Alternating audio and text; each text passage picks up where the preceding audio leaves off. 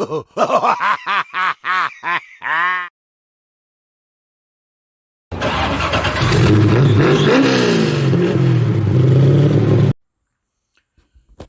so I was out here the other day, going to replace my idle air control valve, and the easiest way to do it on these cars is to just take the whole throttle body off, and pretty glad I did, because I found this gasket in the back here. The thing literally looks like fucking ribbon candy, so I'm sure that's a vacuum leak.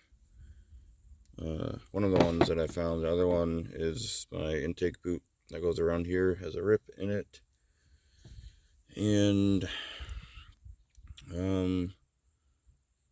thought there was one other one also too, but can't really remember. But anyway, most of this, only everything on this throttle body was original to idle air control valve. This is the original throttle position sensor, and the thing when I first got it wasn't idling the best, but it also wasn't that bad. And I already had all the parts to do this, and out of nowhere, this thing started idling like really, really bad, to the point where it sounded like it was going to die, and you could hear the misfire it was having coming out of the exhaust. It was making a popping noise. So I did take the idle air control valve out, and that thing was completely carbon filled. There's all built up around it, and I'm pretty sure it was stuck because the thing was just that bad. But anyway, a couple days, or probably weeks ago now, I put this airfoil on from Holly, and at first everything was fine. I didn't really notice it running or idling any different at that point. And then a couple days after is when the thing really started idling like crap. And I'm sitting there looking, I'm like, wait a minute, nothing makes sense with this. So if you look, their idle air control valve goes in there, and you probably can't see it, but there's two holes. There's one that goes up out into the middle of the throttle body here, and there's another one that goes up and then out to the same point there. And then you'll see there's a little hole there. When you put the throttle body back on here, all of that goes into this hole right there. So that's for the idle air control valve. So that's where the air comes in for when the engine is idling. And you also can't see it, but well, especially with my hands in the way, but there's a hole on top of here in the back for the PVC system, and that gets connected right here, this hose.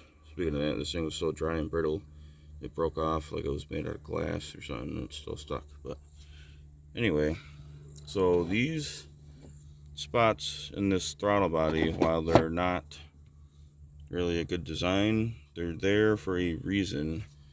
And it's not just these plastic airfoils, it's also the metal ones too. But I will say the metal ones, some of them do have a little hole in here, so that will still work. But you're still blocking off this hole for the PVC system. And then with this style one, you're blocking off both of those passages that need that airflow. So I'm pretty sure that's why this thing was idling like crap, because it's literally getting no air when the engine is idling. So again, I wasted $100 for nothing, because now I'm really not putting this back on. So if you ever go to think about getting an airfoil, just keep that in mind.